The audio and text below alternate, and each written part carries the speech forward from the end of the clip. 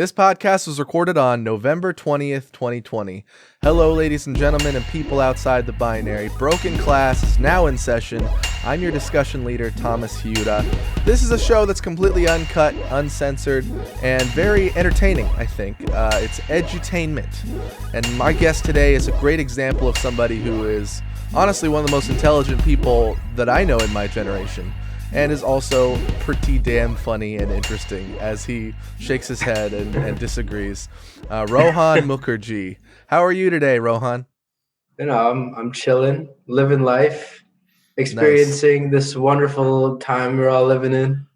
Yeah, absolutely. Well, thank you for joining me here on Broken Class. And it's a pleasure to be with you. Just to give people some background, you are basically one of my very best friends from college, if not my best friend from college, as I get rid of this ridiculous background on Zoom. And gosh, like, we would just have great conversations about a whole litany of different things. We would go into the Arboretum late at night and do our thing and hang out and and you just, I think we have a different view of the world on some issues, in that, I know you to be a little more like libertarian leaning than certainly me.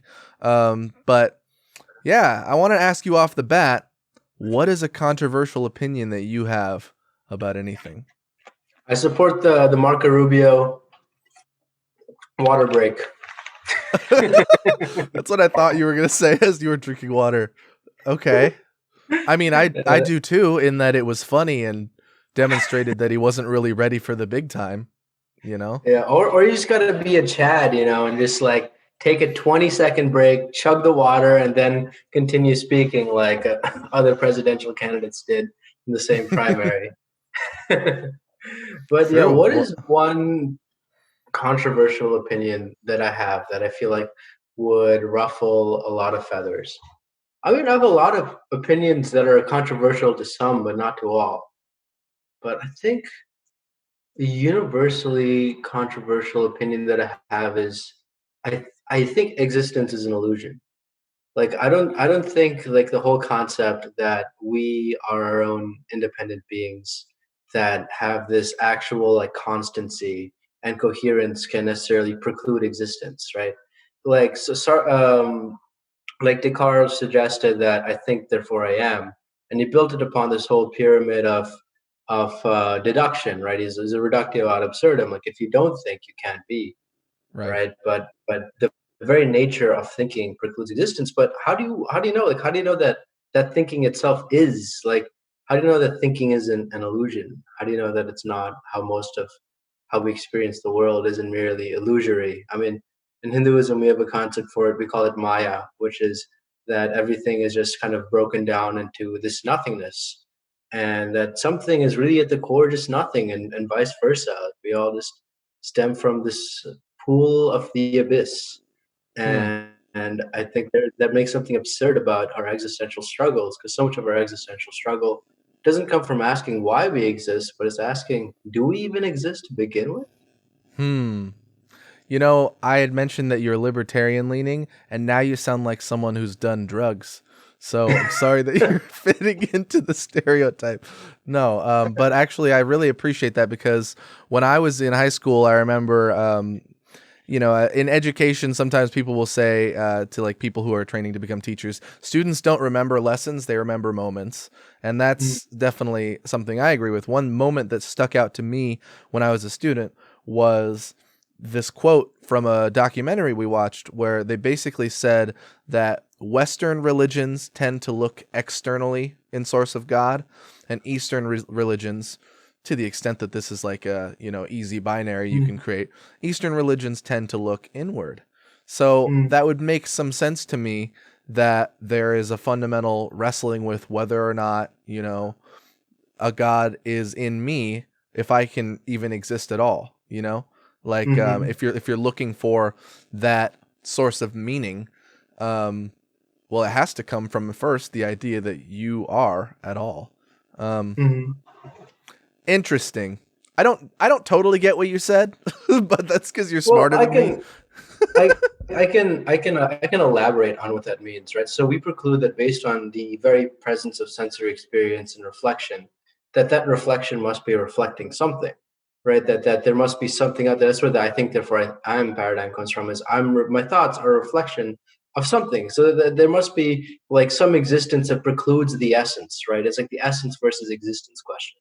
It's like there's something there that this essence, this thought, this rational process is reflecting. Otherwise, it Hmm. wouldn't even that rational process wouldn't even be occurring to begin with, right? There would Right. be no like cognitive machinations in our mind that are like spinning and turning and churning ideas if there was nothing that those ideas were reflected or built upon. So hence, things have to exist. But Hmm. the counter argument is that everything that your mind is creating could be superfluous. That you are creating existence as you think about it. Right? You are constructing your world and reality as you tend to perceive and interpret it. But in perceiving and interpreting is actually itself perhaps an act of creation. So you can't necessarily avert that. You can't. I think existence isn't really a clear and solved issue. I think in so many ways there's more evidence pointing to that we're all like leading lives of this shared illusion, and it's just Hmm. sort of perpetuated by the way we communicate and relate to one another on our day-to-day interactions, right? We're socialized by the way we are raised and cultivated by our family and our neighbors to share in certain illusions and to share in certain assumptions, and it's those a prioris that frame our worldview.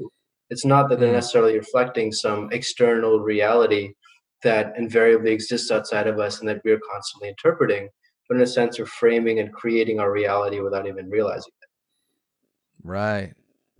Um, what is one like everyday scenario, like a day-to-day situation where this thought kind of applies to the way that you interpret your world, whether you're looking out the window while you're doing your little business analyst job or whatever the fuck you do. Sorry, or like you're going to the market and you pick up an apple and you're like, is this apple really here? Like, it. Is it ha- really an apple? I would I would say this comes most in terms of the way I interpret preference and taste, right? mm, Like the way we prefer certain things that we encounter.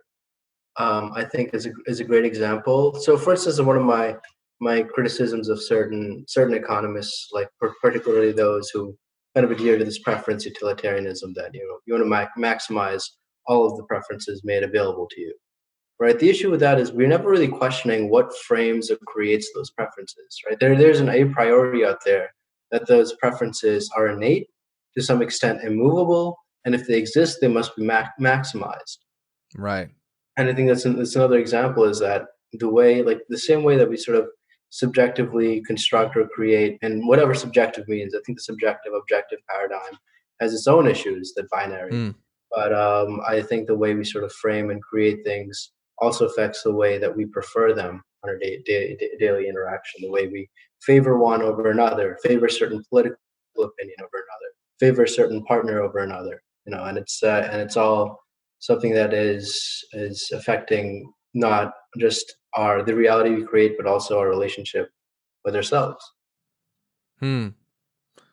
One of the things I kind of picked up on with that is whether when we favor a certain partner over one another. And I think one way that your way of thinking is hopefully taking a little bit more hold in mainstream Western society is just body image and understandings of like conventional beauty. Mhm. Because you'll have Sports Illustrated swimsuit covers now of people who have a larger body, and wear weight in different places where it was before just like this cookie cutter airbrushed totally produced image. I guess I mean those models tend to actually look like that, but I'm sure there's like some digital editing and like they work really hard to look a certain way. Mm. Whereas I wonder where it's come from, whether it's just social media or Instagram or the internet in general, where people have been able to be like, hey, you know what? Like all these different kinds of body types can be absolutely beautiful, and I would say are beautiful. Which makes me excited because my whole dad's side of my family, my whole non-Japanese side of the family, we are what would be considered obese. So like rock on, like almost all of us, and hereditarily, I'd have kind of always expected that I would get a little bit heavier. Before we started this conversation, when we were just on Zoom, I Right. was talking about my chins. Um, so do you see a connection there with what I'm saying, or am I trying to extrapolate too much? Oh no, I see a perfect connection because it goes back into reality framing, right? Like we kind of expand our window for what we expect out of human beings when we change the way we imagine them throughout the various imageries that we see in media, on the internet, on things that are displayed to us on a day-to-day basis. And this kind of goes to the point of like how media itself like has become infinitely more powerful with the advent of AI technologies, the ability to constantly replicate itself over and over again through infinite iterations and appear before our eyes on the screen to affect and direct our preferences, our behaviors, and our realities in ways that exist beyond our own conceptions or our own conscious understanding. So I think it is a huge step that we're starting to accept multiple bodies, but I think also it's a necessary one because as this media has reached a wider audience and an emotionally contentious one, it's almost responding to that audience's innate demand to be recognized, right? And to like, it's a way that the media can have the best of both worlds. They will still prey on your insecurities. They will still show you images that make you feel lesser than what you are in a completely unjustifiable way, but they'll also show you images that verify you because in the end the mind is allured and attracted to both. So I Mm. think it's a good step, but it's really a bomb. It's really a multifaceted way to address our various preferences and approach to life and desire. So Yeah. Yeah, I yeah. appreciate that. Um, it's also a kind of thing too where I feel like uh, okay, with pandemic happening now, we are basically like 10 solid months into a semi lockdown state here in the US. There are countries that have almost totally kicked this problem aside, but here we are still kind of being at home. And I live alone. I had a roommate for quite a while, but he found a different place, and so I'm basically living alone. And which means that like nearly all of my social communication and my connection with the outside world is either watching TV, which I do a little bit, and being on online, which I do nearly constantly. Um, and with that, I try to recognize the limitations, right, of internet dialogue versus real life dialogue.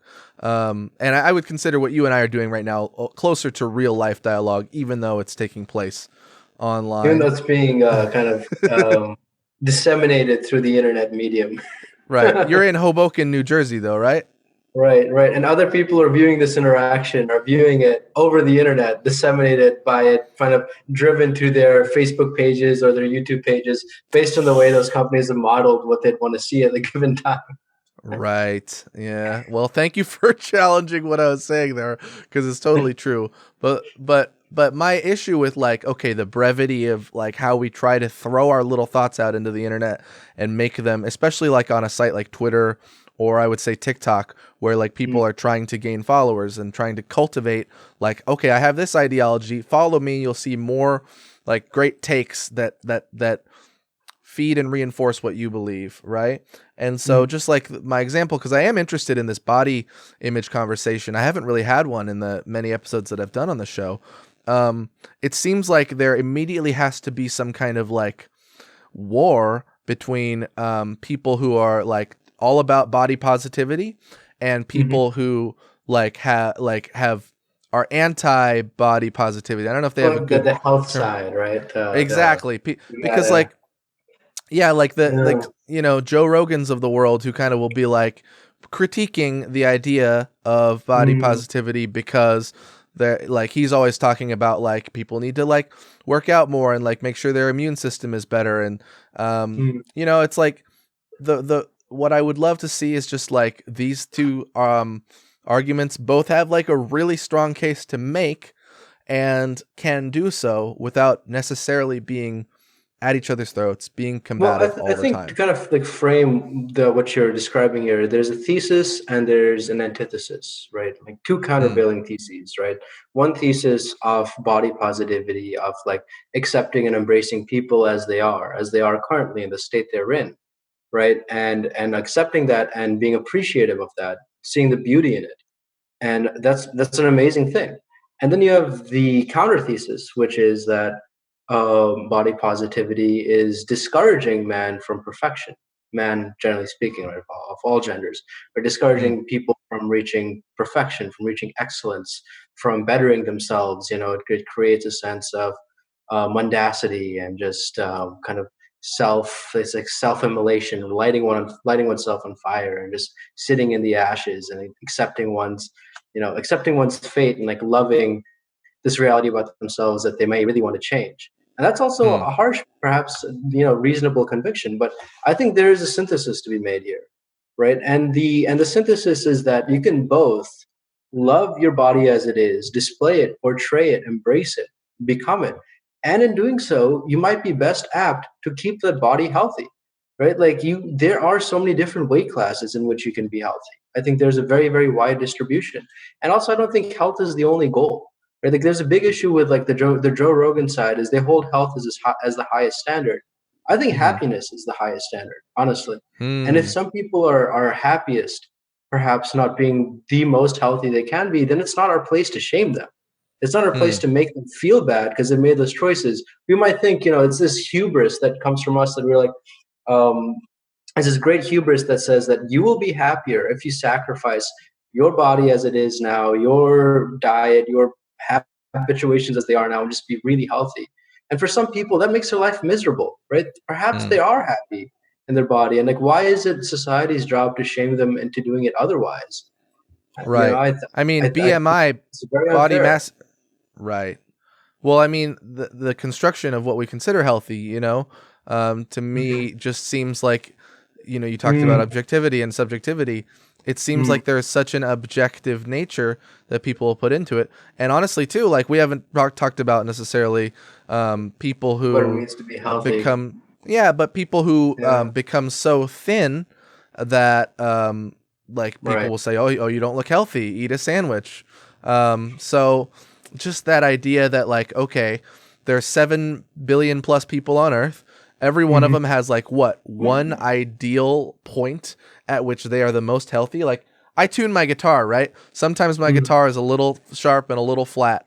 And like the idea that like you have to be right on, you can't be too thin, can't be too heavy. This is the Right. point at which you are the most healthy. It just doesn't seem like that's reality. Um, Right. Well. To be fair on the health side, I guess they don't just have one point. They have like a whole spectrum of like True. it is a scale, right? There's a certain BMI that is healthy body weight, right? It's not just one point. So Mm, like there is a certain conception, like a broad conception of that which constitutes health. But this whole concept of disgust and shame is, I think, creates more mental unhealth. Right? It's like you have to think about health isn't just of the body, but it's of the mind and the soul, right? And if you're going right. to go out and you're going to gaslight people and you're going to tear apart their mental health because of the way they look, you're worsening a situation that you're trying to solve. You're acting counterintuitively. That's what people like Joe Rogan are doing when they're out there making people who are heavier than the norm feel terrible about themselves because neither they're not solving the issue, but they're worsening those people's health. They're worsening their Mm, conception about themselves and leaving them less happy. I think there are healthy ways to have discussions about health, and that's just not one of them. So this going back to my point as to like what the synthesis is the synthesis is both accepting one for oneself, but also helping people realize where they want to be, right?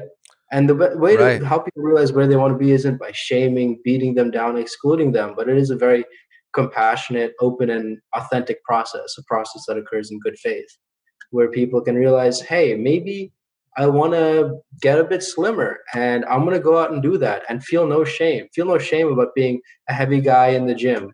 Feel no shame about being that guy in the light foods aisle in the grocery store. Mm. So so I think there's just a much better way to go about it than we are approaching it today.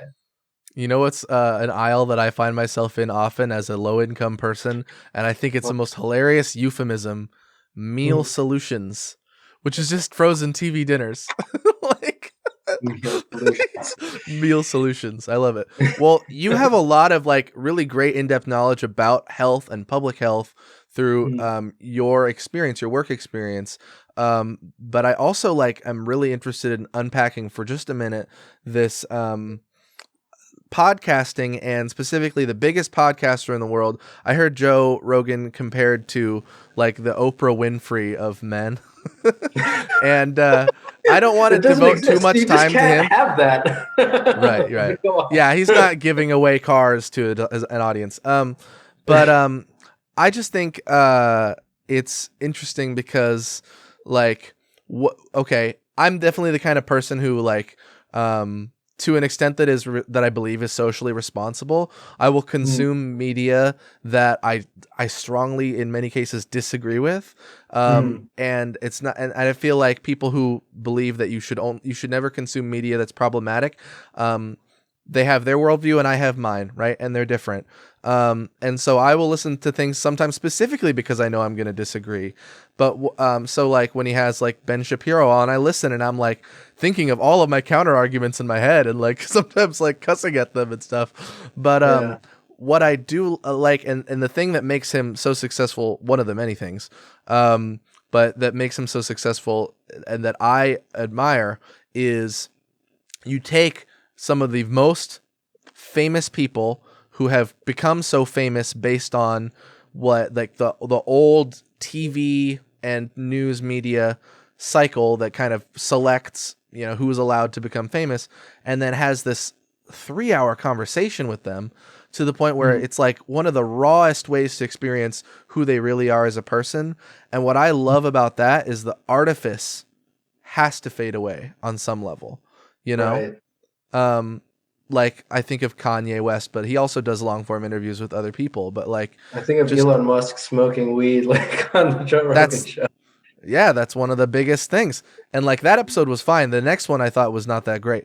But yeah, I mean that's really interesting to me because we live in this brevity soaked media landscape. And you know, actually I was watching a interview with Sean Ono Lennon, the son of John Lennon and Yoko Ono, and he was talking about how though it's cliche to say it, like he felt his dad was very before his time. They were filming themselves a lot, like in the 70s when that stuff was expensive to do, and which we all film ourselves a lot more nowadays, and really trying to do things that make the artifice fade away, that present like, you know, and Yoko had a big influence on that. And to let you speak for a little bit, because I'm kind of going in so many different places. Oh, that's good. Yeah. Yeah. What's your take on seeing, like, it's almost like we don't even need celebrities anymore because like it shows that they're very much regular people. Our stuff just shows up right next to theirs on social feeds. And, the average people, I think of like this amazing Sarah Cooper woman who does these like Trump lip dub things. I don't know if you've seen that; they're fucking hilarious. Right. I don't know. What's your thing? I think it's a positive thing to see that celebrities don't rule the world anymore. Well, it's interesting because it's not that celebrities don't rule the world anymore; it's that anybody can become a celebrity. It's that and I think this goes back to like characters like Ryan Higa, like the YouTube days of people who just do silly shit on the internet. It becomes viral, and then they become a celebrity. And it's Right. I thought that was I thought that whole process was pretty incredible. I also think it's like it's interesting because let me think.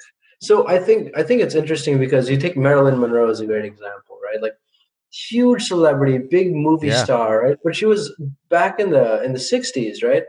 And so in the '60s, she would go on the New York subway. She's so good at controlling her countenance and her expression that she could just blend into the New York crowd, right? Come out of the subway and then suddenly like lift her face up and everyone would see it's Marilyn Monroe, right? But she could lead a normal life. She was also a mom. Like she raised a family at home, like, and she dedicated. So it's like for celebrities then versus celebrities now, there was a lot more privacy, right? So like whereas now like we value that sort of rawness and authenticity that comes in celebrities, I think so many celebrities are also tired and sick of like having their most innermost selves constantly revealed by the paparazzi and by public media as it shows itself. And we saw with the British royal family, great example of how like Harry and his wife literally ran away from that because they were Yeah. tired of the British tabloids. I mean, another example is Michel Foucault, literally like lived out his life in California because he's a celebrity in France. And he's like, I'm having a great time being a gay philosopher in California. Like, I'm just a normal dude here. So, Wow. so it's really interesting. Like, so in some ways, like when there is it's like the concept of Foucault. Actually, going back to Foucault, the concept of the panopticon, right? That you don't know when other people are peering into you, right? You can't peer out, but everyone else can peer in. And how does that affect who you are? It's a very powerful thing.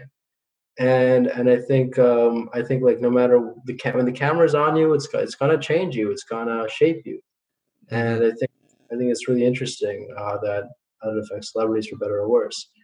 Um, I think like on the topic of Joe Rogan, very interesting. I think great example of toxic masculinity there. Like like and like that doesn't like take away like he does a lot of great work, really making these celebrities seem more human than than paparazzi. Paparazzi dramatizes everything, but Joe Sure, Rogan and it I does think he can also be, not to cut you off too much, no, it's good. he can be a warm, inviting, and Mm, seemingly at times also a genuine, compassionate person, and also mm. embody traits of toxic masculinity that deserve to be Right, discussed and critiqued.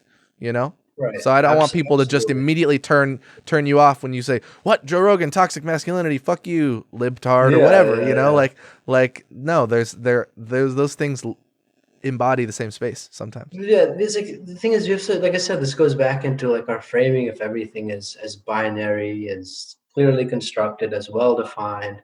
I mean, it's all so complicated, right? You can both like be pretty like reasonably high on the spectrum of toxic masculinity, but still be an incredible person. Like, still like I mean, outside of that, still be really good at creating human relationships, at cultivating openness in ways that shouldn't be overlooked. Like I think it's the other thing. Like once people become celebrities and celebrities become so accessible, then everyone also becomes a critic. And becoming a critic is the easiest thing because everyone's flawed. Right. And when people are public, you see all their flaws, right? And you can Yeah. just go out and tear them apart, break them to pieces. But I think it's a lot more valuable to see, or like there's a lot more value to seeing where people really add value, like where people really create in ways that often go overlooked in like our stream of criticism versus pure praise. Oftentimes, like people fall in between. I love that you brought up masculinity in the way that you did, because I think that there can be a lot of gatekeeping within the idea of being a man, Hmm. that is enforced in so many different directions. And Hmm. by the time you get to like your age or my age, I'm 26. What are you, 24, 23? 23, turning 24 in 2 days. Oh, right on. Happy early birthday. And I'm turning 27 in 4 days. Um, Wow, we're yeah, old you're the now, man. yeah, right on. Right. And I'm pretty dang secure in who I am, but like an 11, 12, 13-year old or younger is almost never going to be totally secure in who they are. I mean, they don't even have basic autonomy yet. So it's those Hmm. times when you're so susceptible to these constructed ideas, and you want to be a part of, people who understand your experience. So you might join a sports team, and almost all the sports are not co-ed at the competitive level. And so, but it's a little oversimplified to just say all football players are jock dickheads, and I want to kind of potentially bring our conversation to Carleton College, where we had so many good experiences in the 2 years that we overlapped there. Hmm. I'll just shout out Chris Anisowitz. He was a football player and was like an amazingly like warm, fun, kind person who also did a project where he created backpacks that were also solar panels and did that with the youth, you know? Just I really loved that space of Carleton for that reason. There were certainly issues that I had with some of the ways that the culture played out and things that I on a personal level I thought were very unfair that played out. The way people would get demonized for certain things that wouldn't necessarily be fair.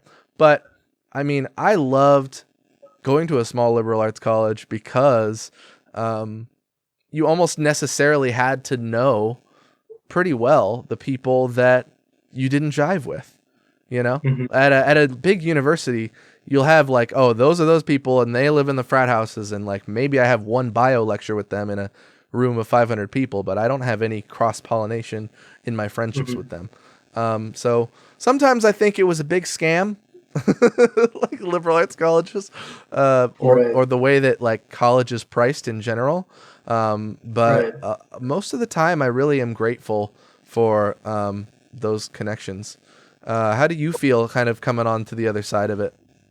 Well, so it's interesting because the way colleges are priced in so many ways is what enabled so many like more low income people to middle income people to be represented at colleges. Like it is a way of like a regressive taxation system kind of becoming progressive for the 4 years rich are sending their kids to school. Right? Because it's like Because they get so much endowment from the people who can pay it, that they do the financial aid for the people who can't. Right. I mean, I was I was involved in the admissions and financial aid. I was the one of the financial aid liaisons my sophomore year at Carleton, and they so heavily rely on the full payers. Those are paying 60 to like now over 70K a year to like finance. I mean, other people, and I think that's a great thing. Like, I think those are paying the sticker price probably should be paying that much. You know, I think like they need to, because if you look at like how they pay taxes in society, right? The wealthy predominantly pay taxes like capital gains tax. And the marginal rate for capital gains tax is 20% top, 15 to 20%, right? Whereas the marginal income tax rate for like middle income earners becomes around like 25%, right? And so we actually see like a somewhat regressive tax system. Like Mitt Romney paid what, Not 14% surprising. on his taxes, right? Because the rich predominantly earn money on capital gains, on earning money through selling shares, through selling options, through selling their business, through conducting business. Whereas the rest of the people make money on traditional income, which is taxed usually at a higher rate and is also subject to payroll taxes, which is usually makes it much higher. And the payroll tax is complicated, right? Because like you see 7% taken off your paycheck, but really there's another hidden 7% your employer is also paying. But most of that incident falls upon you. Like the worker is really paying an extra 15% in taxes, which the rich is not when they pay capital gains. Oh, it's a fascinating discussion to have because, you know, I find that, you know, we're going to have to really understand, for example, Trumpism in the very near future, hopefully, but historically we'll have a clearer window into why this ideology has taken hold so much. And I think one of the big ones is that everyday working class people like, you know, my neighbors here, in what would be considered like an overlooked part of America, I guess. They completely are bought into the idea that like there's too much government that takes too much of their money, right? And so without looking too much into like, okay, the Trump tax cuts, I believe it's 83% of the benefit went to the top 1%. Yeah. But it's a tax cut. 1.2 trillion, yeah. 1.2 trillion out of 2 trillion, yep. Yeah. So, but it's a tax cut, you know? So it's kind of like, well, people are recognizing like within their own life with their paycheck, like they see their federal income tax and their social security, and then the state level, and then the county level, and then if you live in a city, municipal taxes. So far we've agreed on a lot of things. But I shouted out your sort of libertarian streak. And do we need all this government? Like, what do you think about the amount of government that a person who lives in a city is under the jurisdiction of? Well, so that's a great question, and I can see why a lot of these people are upset. People made a point. They're like, "Oh, look, Trump paid even less in taxes than you do," and like had photos of like their dilapidated homes, and they're like, "You're paying off." And it's funny because that actually like plays into the Republican rhetoric that the middle class Mm, is being taxed way much too highly. And a great example of this is like I am all for slashing the corporate tax rate because everyone's like, oh, like it's the corporation, these separate entities that pay it. But at the end of the day, corporations are the summation of the people who they make up. Like when corporations when they cut taxes on corporations, employees saw raises. Right? Didn't just go to the CEOs and the shareholders. Like the direct employees of the corporations actually see more benefits and more raises because companies can afford to pay out more to their workers, right? And then on the other hand, you also look at things like, and it's also a double tax, right? Because you first funneling that, you're first taxing the corporation. Then when the corporation pays the employees, you're taxing the corporation for doing that. And then when the shareholders sell their shares, you're taxing the shareholders for doing that. So you're adding so many, for any transaction, you're adding another layer of taxation, which sort mm, of dilutes the sincere cost of the entire process. But I still think it's funny because relative to other countries, like US taxes much less compared to like UK and France, in part mm. because we don't have a national healthcare system. That's a big reason why. But also in part because you look at a lot of middle class people and they are tired of having to like buck under and pay such a big share of their income. Right? Because you think the biggest share of the tax, like of our revenue, comes from the top 10% of earners, but the largest share of the income is lost for middle income earners who are having to pay into the system. And it's ridiculous. If you are earning, let's say, $60,000 a year, you're not married and you're single, this is before you have a wife and kids, you're only going to be taking home about 45K after you have like city, state, income, federal taxes, and this is not even including property and sales tax, which factors into that. Right. So the question is like when you're asking about how much government we need, it's more so like how can you make the government more efficient and less bloated? Like having all these extraneous costs, like a massive military bureaucracy, for instance.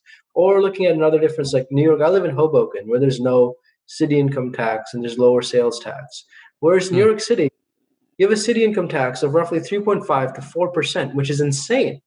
Because on top of mm. all your other income, you're also having another 3.5 to 4% of just city tax, and on top of that, a 9% sales tax. It's fucking crazy. I mean, like, mind my I feel language. like it would be a lot closer to justified if the MTA was close to free. The MTA, in my opinion, costs way too much. It's probably up to $3 now for a Yeah, ride. it's 275 a swipe, 275 a swipe, which is a lot. But I think what makes it so crazy is that, like, I mean, Hoboken, you walk around. I mean, there's no income tax, but it's like it's clean, it's safe. Like there's transportation all around. I mean, I know it's just 1 square mile. It's like its own borough almost, but Mm. its own like little neighborhood. But New York, it's like you're paying all this money, and you're like asking, where does it go? A lot of it is these like very strong, public sector unions, these union workers who are the teachers union and the police union and the construction union who are getting way overpaid compared to like workers with the similar credentials in other cities, and at the expense of all the other workers in that city, at the expense of all the other employees. And this is creating a glut because now you see the pandemic, people are like, shit, is it really worth that I'm paying all this extra in taxes, living in this overpriced city, which is not even kept clean and which is now unsafe? Like, is Yeah. it even worth it? Like the city's facing a budget crisis because people middle class to upper income are leaving. They're getting out. They're coming to places like Jersey, or they're going to the suburbs or going back home because for them, like having a residence in New York is just not worth how expensive it is. Well, I really appreciate Andrew Yang as a human being, and I like his podcast, for example, a lot. Yang Speaks. Mm. And it was an incredibly long shot to think that he would be able to win the presidency as somebody with no previous political experience and who wasn't a celebrity in any kind of way before. Right. But he talks a lot about a value added tax, Mm. where like every Amazon transaction, every eBay transaction would then be taxed a little bit, and he wants to use that to fund cash relief, universal basic income. But really why I'm bringing him up, because I don't have that much dexterity on tax code issues, and there are other things I'd love to chat with you about that are a little less mathy.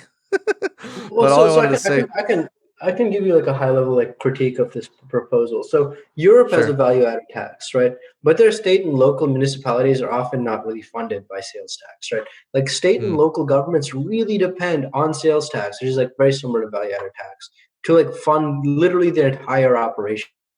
Texas mm-hmm, sales tax, New Jersey sales tax, New York, right? And without that, they wouldn't really be able to operate. If you tax like so, if you're going to New Yorker and saying, all right, you're only paying 9% taxes on your shipments from Amazon, we're going to tack another 5% on that, 5 percentage points. So now for anything you buy, you're paying 14%.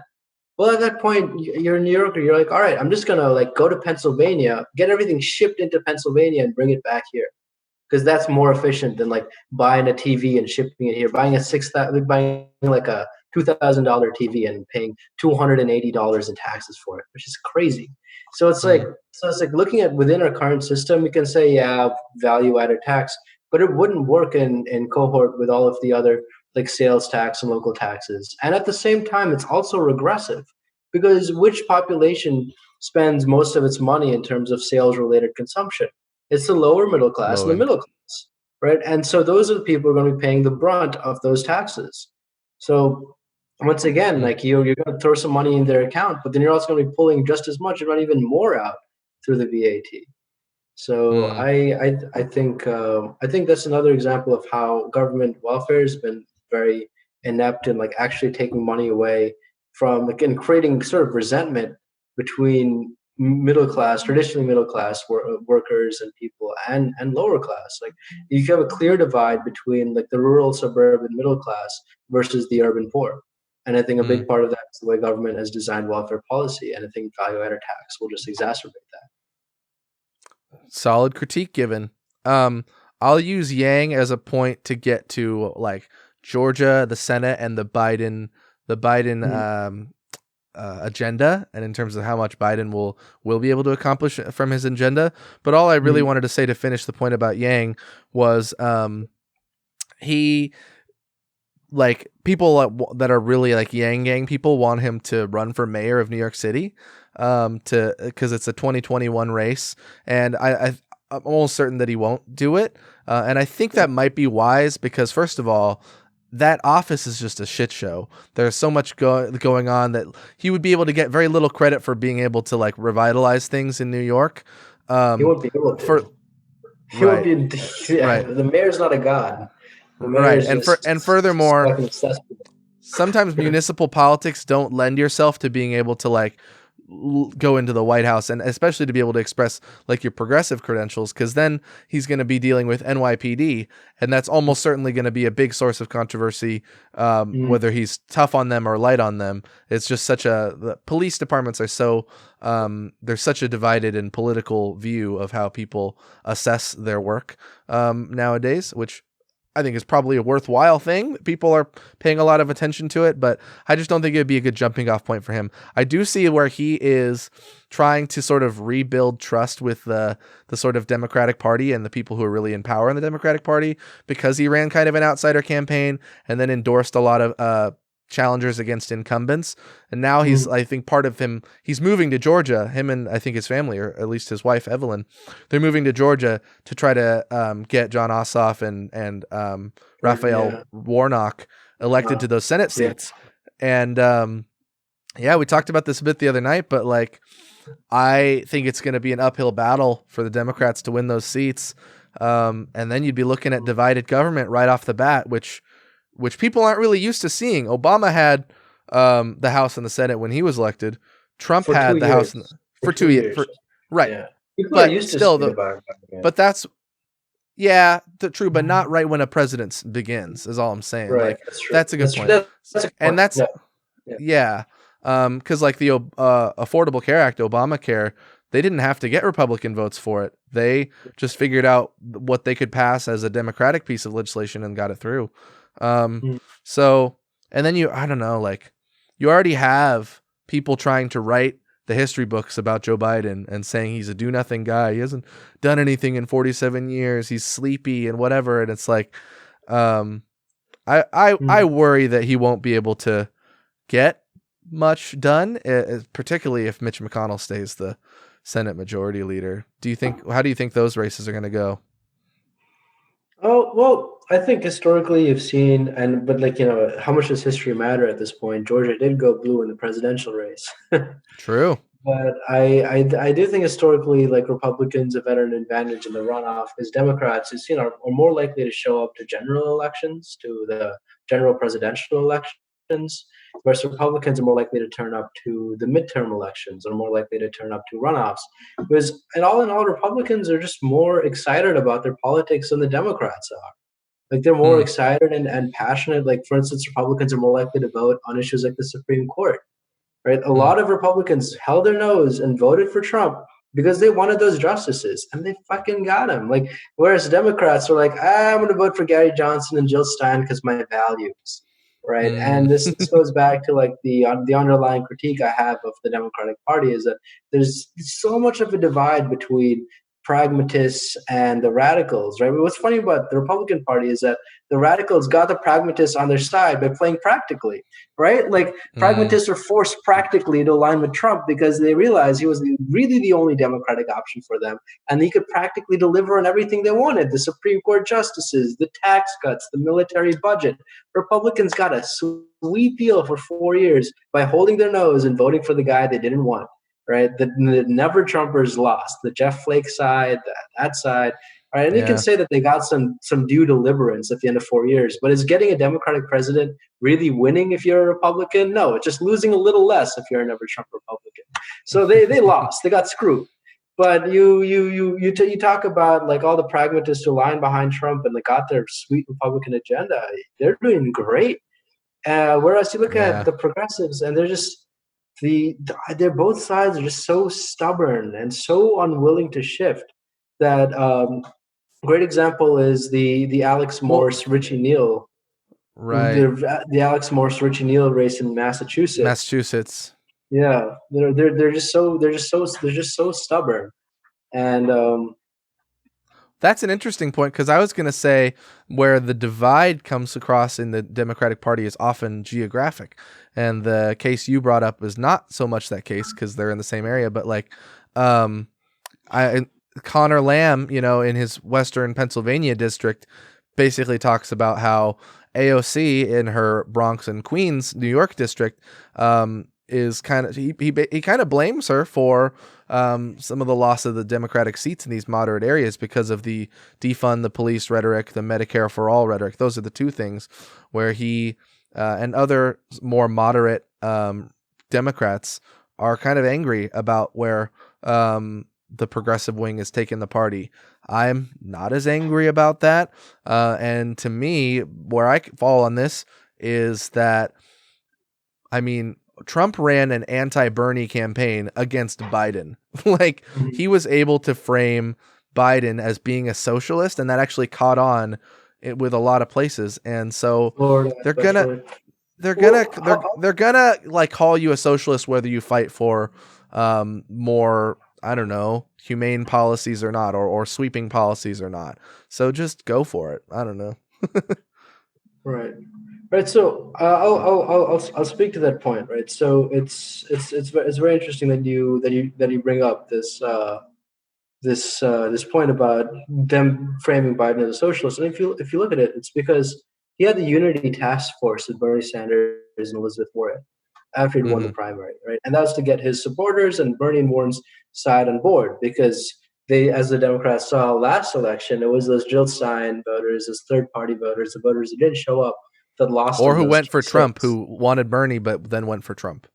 Yeah, to some extent, but it was really like, you look at the margins in Pennsylvania and Michigan. Like, if those Jill Stein voters went for Hillary would have won, or also Bernie voters who just didn't show up, right? Who decided it's not worth their time, right? And like those voters matter, those voices matter. So he created this unity task force, and Biden, in all honesty, had one of the most progressive platforms in the history of American politics, as people predicted, right? Because Bernie had shifted the Overton window of the Democratic Party starting in 2016, so far left that it became much more easier to label them socialist. I mean, Biden wanted to upend the whole 401k program and change it to a tax credit, right? Biden wanted to tax capital gains earned at above $1 million at 40%.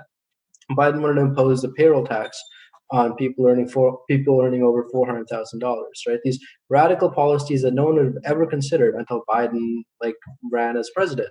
So you had Fox News broadcasters, you had the Trump side airing on this 24/7, and also the fact that AOC and Bernie made it to such a national presence, right? Because in the past, these progressives are sort of tucked away in their crazy corners and corridors in the Northeast and in Washington, Camilla, kind of tucked away. But now when they're now because of media and the way you can just they want to be a national presence because they want to be more powerful. They want their voices heard. But then the other side amplifies them as well to their own demographic, their own people, and turns their own base out in turn. So it's like this thesis antithesis effect once again, the two countervailing forms sort of perpetuating and promoting each other on either side, and you get very much an elongated horseshoe. And it's hard. You can't really escape that paradigm. It is hard. Where I think they win with the high standards of someone like a Bernie voter is two things. One, a long record, or at least a consistent record of integrity for the values that you're fighting for. That's where Hillary Clinton didn't really pass the sniff test for some people, is basically looking at the super predators issue and long history of not being ardently progressive, but then deciding to run a campaign that was, at least in terms of centering identity and in terms of centering, trying to court the Democratic base, it didn't appear to have enough integrity. So that's one thing. But the other one where I really think that the progressive wing wins is when they're able, in a difficult media landscape, I will say, to highlight the fact that they don't view their policies as being progressive. When Bernie says, look, should a major country today not guarantee healthcare as a right but not a privilege? I don't think that's radical. That kind of stuff. When they talk about how there are so many places that function well, that are healthy, that do these things, particularly Medicare for all, and you said a national health system, rather, and something akin to a Green New Deal or a bold piece of climate change legislation, making the case and trying to make the case. And I know it's really hard for the kinds of voters that they're trying to reach and say this is not radical. That's where I think that they are able to make the most traction. But Right, you need the right candidate. Right. Exactly. Yeah, I mean I see that point, but it's not. So if you look at the way the Electoral College is framed, particularly post gerrymandered House, the Senate, and the presidency, it doesn't favor the clear majority of urban progressive voters at all. And the reason for that is deliberate.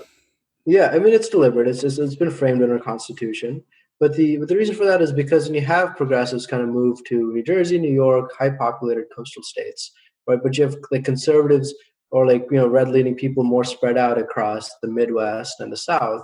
They're going to become disproportionately more powerful, to the point where at 538, Nate Silver made the analysis that if we were to add DC, Guam, and Puerto Rico as states, the Senate would still favor Republicans in terms of the vote separation. It was if 50% of Americans are actually Republican, even if we were to add those 3 extra states, the Senate would still favor the Republican Party, because that's how much institutional power the kind of rural, more conservative voices have.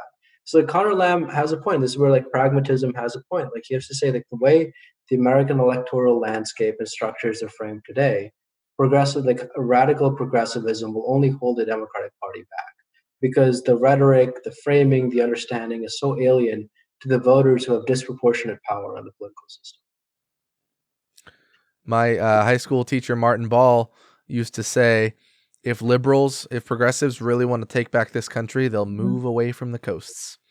And that's what we're seeing, I think. Because it's hard for me to argue, because again, it's like I can argue so much for why I really want to see these kinds of systemic changes, and then under the system that we have, being able to build that out in an electoral movement, like, Yeah. it's hard. Obama was like, He's pretty in some moderate. ways, like the most, yeah, but like when he ran his campaign, he ran as a very transformational candidate. He didn't support same-sex marriage, but he was pretty leftist in terms of his rhetoric, Mm. I would say, in many ways, or at least he projected the image that people that Aggressive. leftists were able to like kind of latch on to. Mm. And like he was like kind of like a once in a generation figure. Like Biden got elected. Like if Biden wasn't Obama's VP, Biden's not the president elect right now. Like Right. Obama's still like even though he's widely hated by a lot of people, he's beloved by a lot of other people. And it's like Mm. that could have been our guy. And Mm. the Affordable Care Act was a significant change, but that's by far the biggest thing he was able to do with his presidency. And who Right. knows, And maybe it'll get undone now in the Supreme Court. well, yeah, I don't think it's going to get undone in the Supreme Court, and Undone. that's a separate issue. Like, I mean, I think they very much indicated that they don't agree with the severability clause. If you, but like that's a separate argument. I Hmm. think going back to like your original point about like the progressives moving out of the coast, this is happening not because they want to, but because they have to, because the coasts are becoming unaffordable. It's like Yeah. California, New York, like you can't live, you have to like kind of sell your soul and cease to be progressive to work in those cities and survive there livably. Hmm. Look at Hmm. myself, like you can't both hold on to progressive values and really appreciate living there. So that's where you're seeing like a lot of progressives move into places like cities and Minnesota and Arizona and Texas just because they're more affordable. Like I have a lot of progressive friends who just moved to Houston. Typically if I was to think about these guys, I'd be like, oh, they'd be moving to places like New York City or Seattle. But Hmm. no, they're moving to Houston because it's affordable. Mm. And it's really interesting to see that, like about how that's going to shape the future. How like the California sprawl, like having a million immigrants in the past decade, is actually shaping the politics around California. It's making Nevada more reliably blue. It's making Colorado more reliably blue.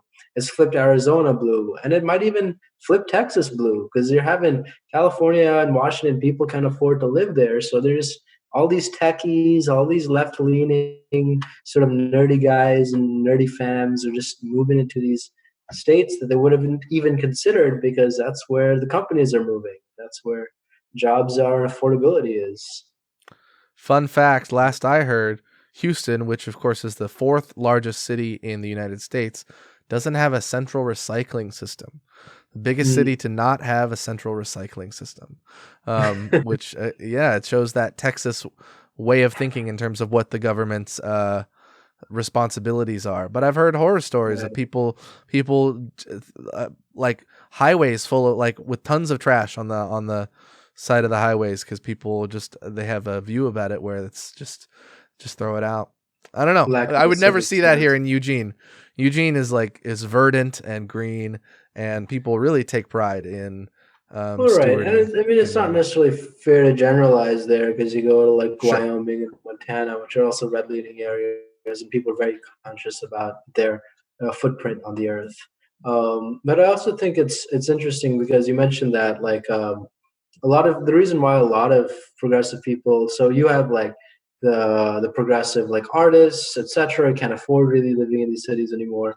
And then you also have like progressive people who work as techies and lawyers, which actually, believe it or not, like people with college degrees are earning upper middle tier incomes are tend to lean pretty heavily. Like I know someone who was a lawyer working in California, found the taxes so high, so he moved to Michigan, right? And he's a Bernie supporter, so it's really interesting to see that Mm, progressive people are actually benefiting from living in states with better policies, but mm, ironically are actually turning the states further left.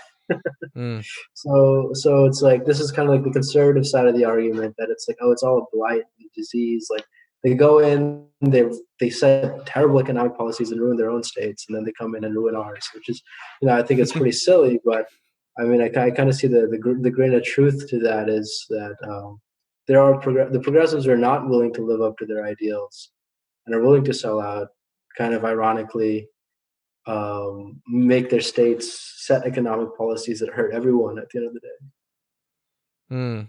Interesting. You know, and we saw some of that get rejected in the ballot initiatives. The California the ballot initiatives. This last election was very interesting. How did they go? So like you had Prop 15, which was to raise a tax, commercial property tax, to raise the commercial property tax. There's a lot of details to it, but on blanket, it was a tax raise on businesses. People rejected it. You had Prop 22, which was to reclassify Uber workers as contractors and not as full-time employees. That was kind of overwhelmingly accepted. You had another proposition that was to increase regulations on kidney dialysis clinics. That was shot down, right? So you had all of these props. You had another prop for affirmative action, and that was also shut down. So you're kind of seeing like a backlash also within some of these bluer states against more like progressive policies. And it's funny because that's coming from the ground level. That's coming from the level of voters. And it's showing that the legislature, to some extent, is out of touch, and these states is out of touch with the voters and what they want. Another example is Illinois. The legislators really wanted to get rid of a constitutional amendment that had a flat tax, and they wanted a graduated income tax. And the voters also rejected that as well. So voters are really feeling like they don't want to have to face more direct taxes on themselves or direct regulations. They kind of want to be left alone, and even some of the bluest parts of the country. Yeah, well, I think of it as an uphill battle for people who. Okay, I think that, let me say this. I haven't ever thought about this too much, but we live in a world, a society where identities are very important to people, and certainly I'm sympathetic to that. I identify as queer. I identify as half Asian. I and I have a lot of things that I identify with strongly. And but with a term like progressive, I just look at politics, right? I look at policies. I look at what I think is going to be best in the long term, and I find that I agree with the rhetoric that is proposed more often than not with progressive people. But I think that it can be difficult to use progressive as too much of as such an identity that you run into these issues like what you're talking about and the difficulty of getting things done. I'll bring up another topic that's similar. Is the Sunrise Movement. Are you familiar? Oh, absolutely. Yeah. So they're really they're pretty annoyed they're pissed at Biden right now because Biden appointed a senior advisor for the Office of Public Engagement, who has taken a lot of fossil fuel money. His name's Cedric Richmond. He is a congressman from Louisiana. He's represented most of Baton Rouge. New Orleans for quite a while. And the executive director of Sunrise Movement, his name's Varshini Prakash. He called this an affront to the people who made President-elect Biden's victory possible. And this guy's not in the EPA. He's a senior advisor who I guess is going to be a liaison in their view towards between business interests and trying to enact climate policy. So they view this somewhat as a betrayal. This guy was a Congressional Black Caucus leader for quite some time. And I don't know that much about him. But it's hard because like, if you're really fighting for what they're fighting for, I think they recognize that they're like, neither party is like, has the historical impetus or the infrastructure or just maybe the political will to get as tough on climate policy as, these young Sunrise people want. I see a movement for a People's Party here in Eugene, Oregon, being something where a lot of the people who really identify themselves as progressives wanting to see, like, they're really tired of the Democratic Party. And like, I don't know what that means for the pragmatism of not seeing more things like Trumpism just obliterating progress that's been made. So I again, like, it's a difficult thing.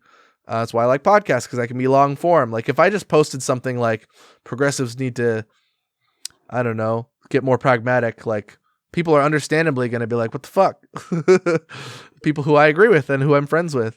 But like, looking at these issues and thinking about what's the best approach. I don't know. I'm actually like I was kind of seeing someone in a relationship, and she identifies as a leftist, and she's very, hardcore about it. And she's got like memes are very important to her. Like they share all these memes, and they hate liberals. They like, she hates liberals. She can't stand liberals. And, I'm just not there. I don't hate liberals. I think liberals, I considered myself a liberal for most of my life, and I don't know, demonizing or critiquing people in such a harsh, rhetorical way that maybe turns them off from your cause. It just seems like a way to present yourself as pure and you having the right solution. But so what does that mean funny, if it's not going it's funny somewhere? that you mention like the leftist and progressive objection of like rejection and abject attitudes towards liberalism. Because you see the same, like conservatives always go on and say, I hate liberalism, but they're remarkably good at working within liberal institutions. Like Mitch McConnell understands the liberal construction of the United States, particularly its law and its order and its ability that to the point in like fifth grade, he said he knew he wanted to be Senate Majority Leader because this man understands liberalism and knows how to play to its fiddle.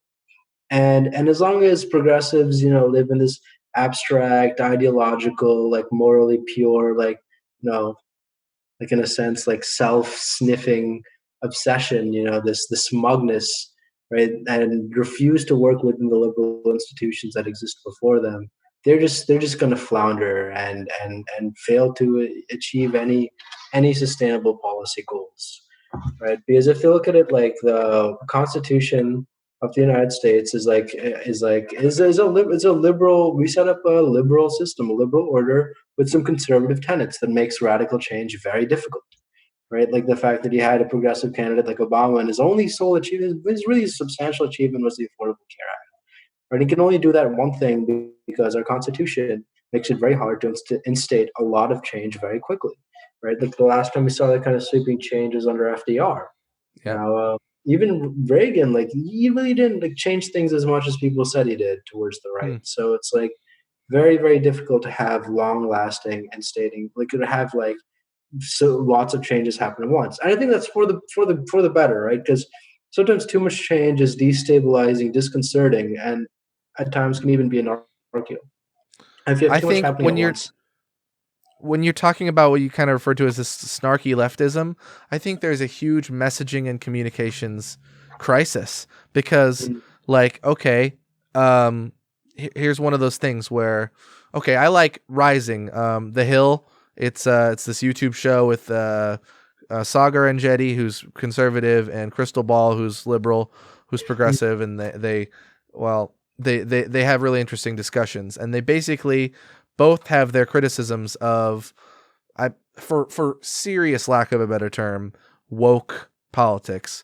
And here's the thing: woke politics, I think, are awesome.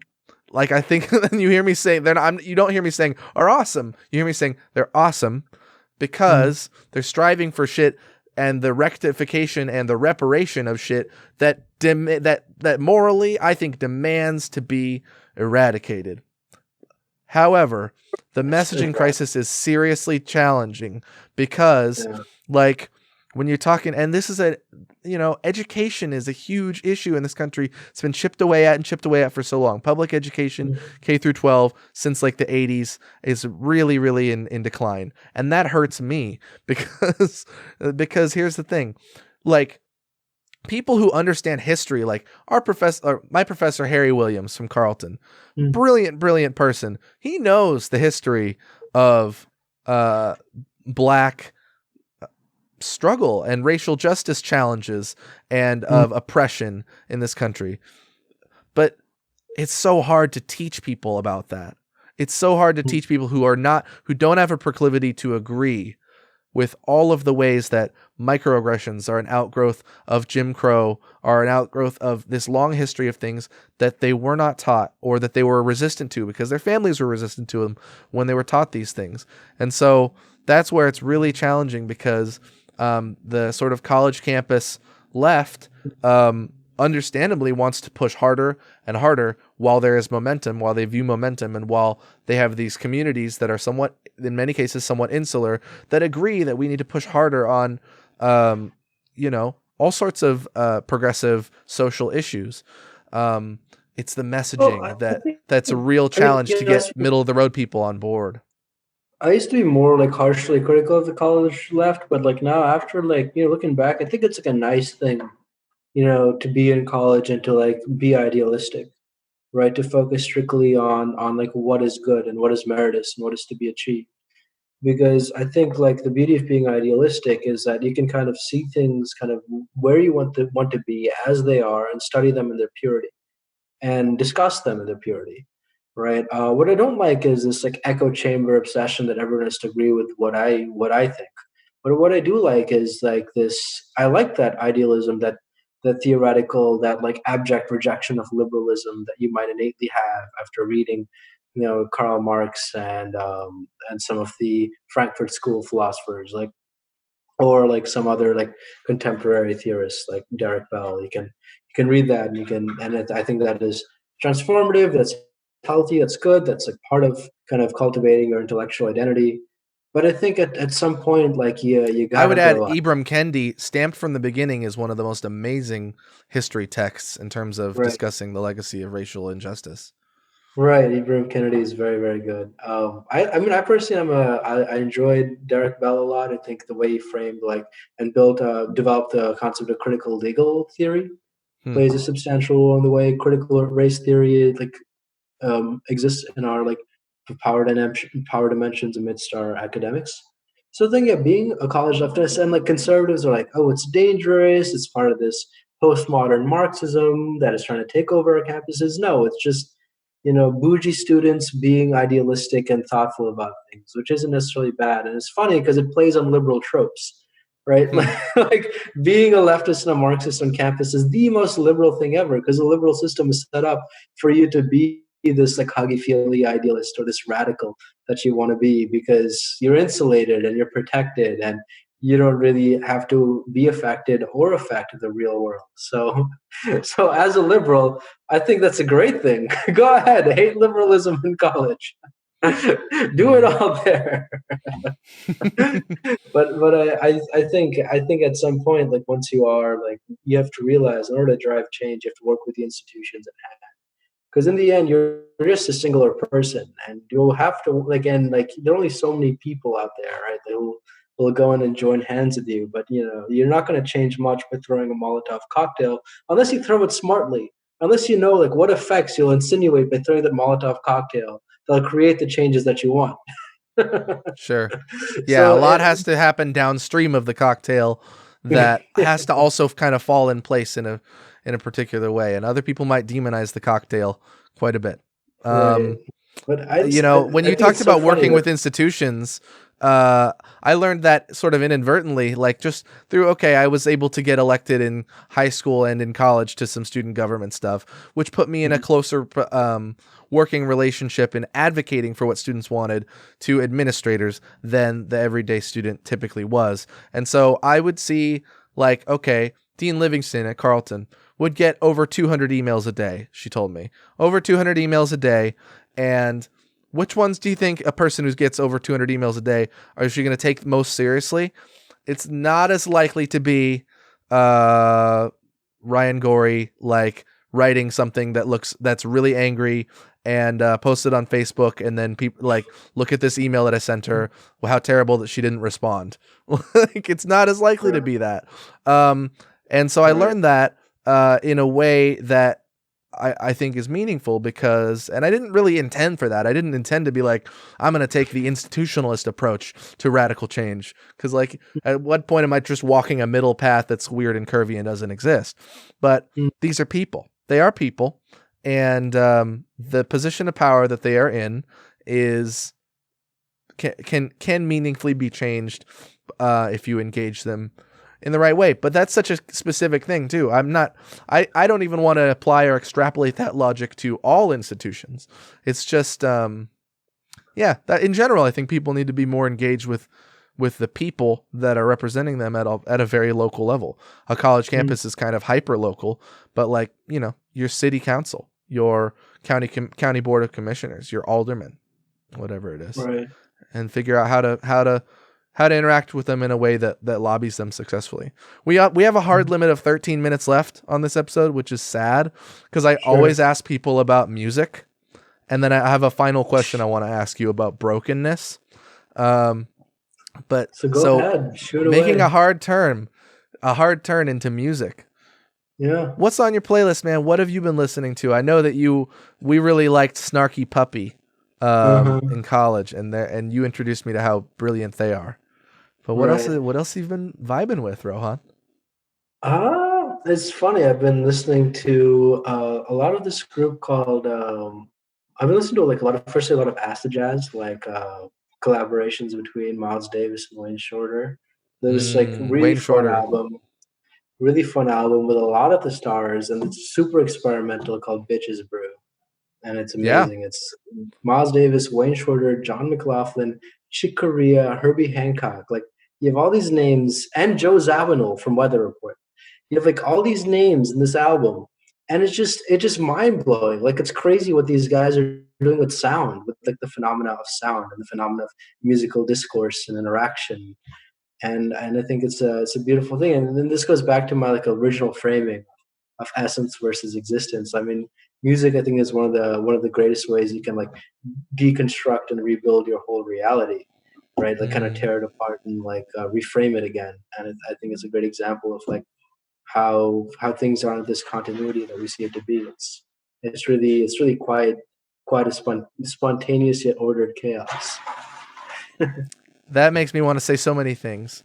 First of all, I met Chick Corea when I was working at a nice hotel. That was pretty cool. Yeah. But also, this relates to the individuality of people's experiences because, like, okay, here's me. I sit in a place where I make music, and you can see this Rocket 6 KRK studio monitor speaker. I have another one to my right. These are designed to produce a very flat and, I guess, sort of objective sound when you're mixing. But you have to be sitting in an equilateral triangle in a particular spot where they're both hitting you in the right way. And it's so true that somebody could be sitting right next to me and be hearing different music than me. That, I think, is amazing. That you go to a concert, and if you want to get really close to the performer, you're not going to hear the high-end signals as much because they're coming off of the mains, the tweeters, that are far to your left and far to your right. So there's a really good parallel between is existence real, which was your initial point. Are we shared in this existence that we understand together, or is it highly individualized, even when we're in the same room listening to what we think is the same music? Well, yeah, it's like the analogy of the blind man and the elephant, right? Like the closer you are to the elephant, the less you can see it, right? So what you rely on is the people are touching the different sides of the elephant to then tell the whole story, to like piece this elephant puzzle together. So that's kind of it. And like one person touches the tail, another person and thinks it's trunk. They touch the trunk and they think it's a snake. It's snake-like, you know. I don't know the rest. Right. Wow, that's really cool. Bitches Brew I haven't checked out in quite a while because I'm very basic when it comes to jazz because I listen to just so many more other things. I love it. But man, Kind of Blue is so good. It's so good that it just deserves the acclaim that I think it has for a lot of people as the greatest jazz album. But I'm also a big fan of Take 5, you know. Dave Brubeck, Time Out, that album is also pretty fucking epic. Anything else? Anything outside of jazz that's spoken to you lately? I don't know. I listen to mostly, and then there's also John McLaughlin's Mahavishnu Orchestra. Mahavishnu Orchestra, Birds of Fire is an amazing album. Great album. And then he also has another group called Shakti, which isn't as popular, but he started it with this classical violinist from South India. He started with Zakir Hussain, who's probably the greatest tabla player of all time. And he has a few other percussionists and sitarists who joined the group on and off. and it's just amazing. I mean, you have to listen to their stuff. Put it on your podcast later. Face to Face is my favorite song by them. They just have this flow that comes with just that pure prodigy and talent. You know? Beautiful. Well, probably the last question I will get to ask you in this great conversation, hopefully the first of multiple conversations we have in this manner, is where do you observe brokenness in the way that we learn from and interact with one another, and how can we repair it? Right. So the way I sort of observe and see brokenness, at least like as we understand it, is it's really in like all factors of our life. I mean, I don't know. I mean, to say that something is broken, you have to say that it was complete to begin with, right? It's like, what point does something become broken? Because oftentimes I've seen like this critique that, oh, the system isn't broken, it was just built this way, right? Mhm. But then can something be built to be broken? Or if something that is built, is it built in a way that it just doesn't work? And if something is built in a way that it just doesn't work, is it built broken or is it built malfunctioning? Like, is it just malfunctioning? Right? Where do you draw the line between or identify that which is malfunctioning and that which is broken? And Well, good yeah. point. But then how can we improve the malfunctioning or non-working elements of how we learn from and interact with one another? That's all I'm Well, trying to do in life. I know it's kind of so lofty, but that's what I'm trying to figure out. so it's funny because when you have a malfunctioning machine, it can break things, right? Hmm. And I think like the great example, like someone who influenced a lot of my thoughts, and this is Yuval Levin, kind of a theorist and philosopher in his own right. Um, he kind of he takes something that is quote unquote like malfunctioning, like our current democratic systems, and he says, well, look at what it's actively causing, right? Like our democratic institutions of media and the Senate divide and national politics is in a sense fracturing and creating a crevasse between the different groups in people's country.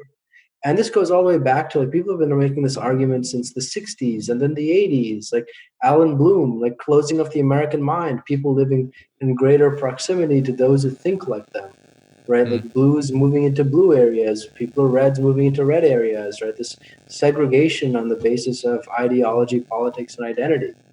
And I think there is a breaking out there. There's sort of a breaking of the red, white, and blue American heart. You know, the separation of the stripes kind of happening in our own geographic map, because people, as they kind of descend into their own sort of chamber of media and proximity constructed reality, break away and separate and fracture from the rest of the group, hence creating this bifurcated and innately separated democracy.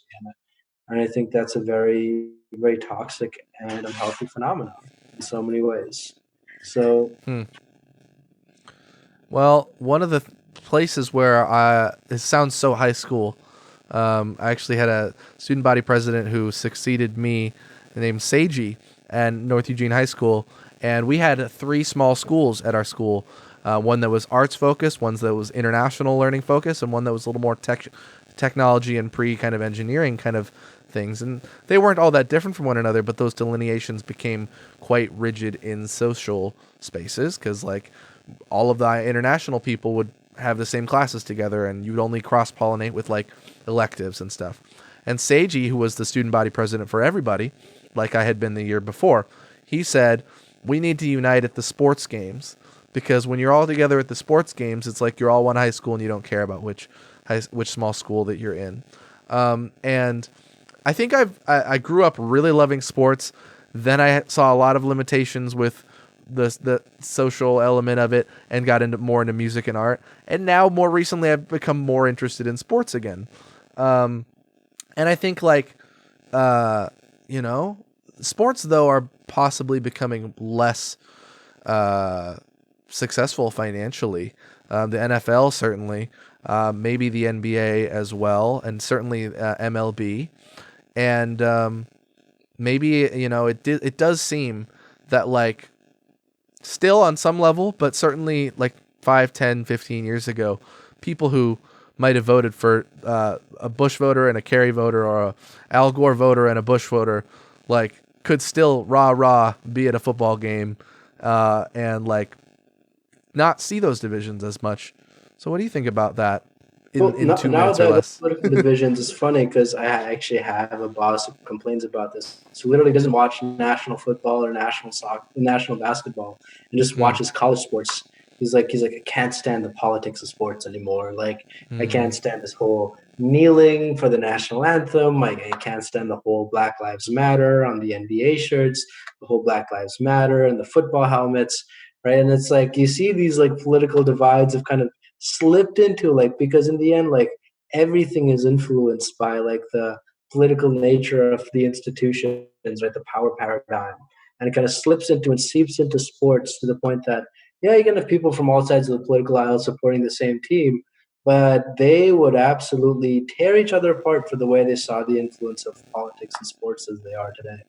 So I think like a sports, for better or worse, is like representing these divisions. And whereas like I am sympathetic to some of the political ideas that they're perpetuating, particularly basketball, and I also really don't like the way the football NFL really treated Colin Kaepernick. I think that was absolutely ridiculous. The fact that they continue to accept people who commit domestic violence and domestic abuse, but completely reject someone who just kneel during the national anthem shows a complete destruction in the hierarchy of values that should exist within any institution. Completely deconstructs my respect for the entire institution. I have no respect for the NFL. I mean, I like the games, but the way the league is not respect. But also basketball, the same thing is like these guys you realize they're all about the money. They realize that their audience cares less about things like sexual assault and violence and more about things like political opinions. And I think that's funny because that's reflecting the broken nature of our country. We don't care about real things that actually happen. We just care about the abstract opinions of people. And that's what offends us. Oh, like back to like, wearing this, so dangerous to wear what you believe as your identity, as your skin, because that literally it's not just, you're not then just like what you look like, you are what you believe. And that is so dangerous because then you can't change, then you can't agree, then you can't come to terms with someone else. You're just the amalgamation of your various subjective opinions, and you're so entrenched in creating essence, creating existence out of essence where you really can't. And I think I wish we had more time to discuss this because we are like against a hard limit here. And you brought up these amazingly pertinent topics that I am now going to have to just immediately move away from and end. Isn't that a tragedy of the brokenness of like classrooms? Like classrooms do that shit all the time. I love you, Rohan. Time is broken. My best to your mom. And my mom was just here. She was being my production assistant, trying to turn on my lights and clean up my little. Good to see you. Yeah, man. Well, thank you, and we'll do this again sometime. Take care. All right. Awesome. Thanks. You too, man. Love you. Love you too. Peace. My brand new Twitter, and I made out with all my followers. Gun, sex, drugs, well dressed. Yes, flex packs.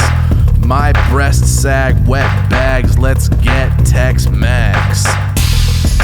Rolling out on Cupcake Day, National Pro-Life Cupcake Day.